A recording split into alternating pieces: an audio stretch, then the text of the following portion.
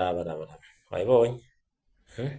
raba raba raba hano wabibonye impamvu abanyarwanda ngwino hano muvuze urwamurere ngwino abanyarwanda abarundi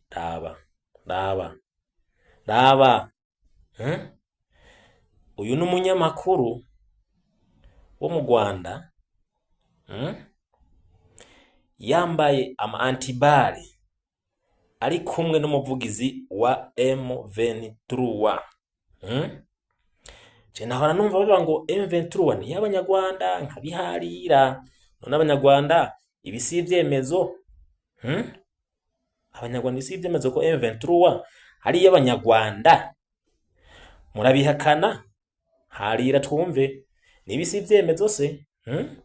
Umunyamakuru nimba yitwa zinagiwe si ngombwa kubera ntiyampemvye ngo ndamwamamariza, ariko ni umunyamakuru w'umunyarwanda kandi arazwi cane abatari bake ngaha muramuzi. Rero kubona umunyamakuru ava mu Rwanda akaza Marimari akaza za Kamanyora ari kumwe n'abagwanyi ba M23 ngo reka aramenyesha amakuru barasabona ngo byemveni ngo he ngo bararashe ngo barakirashe ngo bararashe yambaye amantibare akaza Kamanyora, Ruvungi, Gatogota, maka no muri Uvira no kwiraka Tanganyika ngo ba bagaca bakubita ifoto bari kumwe n'umuyobozi umuvugizi wa M23 Colonel Wiringoma ku gafoto babonye.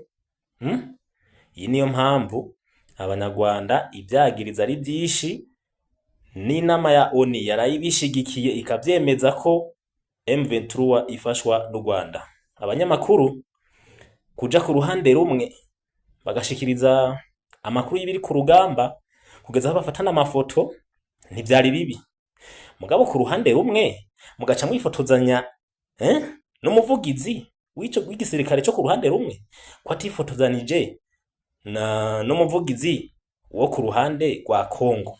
Iyi niyo mpamvu rero amavuga ko M23 ari y'abanyarwanda, irimwe abanyarwanda mukabiharira kwishigikiwe n'u Rwanda bakabiharira.